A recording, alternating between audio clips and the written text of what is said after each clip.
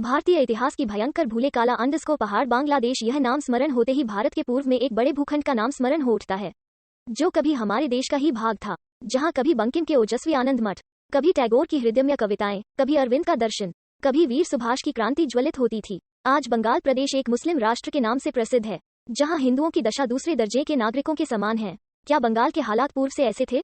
बिल्कुल नहीं। अखंड भारतवर्ष की इस धरती पर पहले हिंदू सभ्यता विराजमान थी। कुछ ऐतिहासिक भूलों ने इस प्रदेश को हमसे सदा के लिए दूर कर दिया। एक ऐसी ही भूल का नाम काला पहाड़ है। बंगाल के इतिहास में काला पहाड़ का नाम एक अत्याचारी के नाम से स्मरण किया जाता है। काला पहाड़ का असली नाम कालाचंद राय था।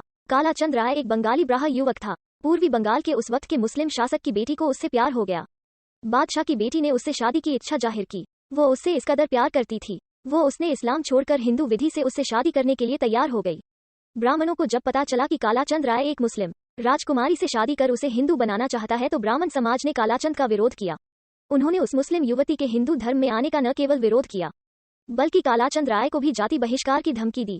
कालाचंद राय को अपमानित किया गया। अपने अपमान से क्षुब्ध होकर कालाचंद गुस्से से आग बबूला हो गया और उसने इस्लाम स्वीकारते हुए उस युवती से निकाह कर उसके पिता के सिंहासन का उत्तराधिकारी हो गया। अपने अपमान का बदला लेते हुए राजा बनने से पूर्व ही उसने तलवार के बल पर ब्राह्मणों को मुसलमान बनाना शुरू किया।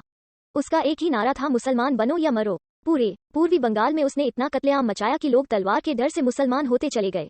इतिहास में इसका जिक्र है कि पूरे पूर्वी बंगाल को इस अकेले व्यक्ति ने तलवार के बल पर इस्लाम में धर्मांतरित कर दिया। यह केवल उन मूर्ख, जातिवादी, अहंकारी व हठधर्मी ब्राह्मणों को सबक सिखाने के उद्देश्य से किया गया था। उसकी निर्दयता के कारण इतिहास उसे काला पहाड़ के नाम से जानती है।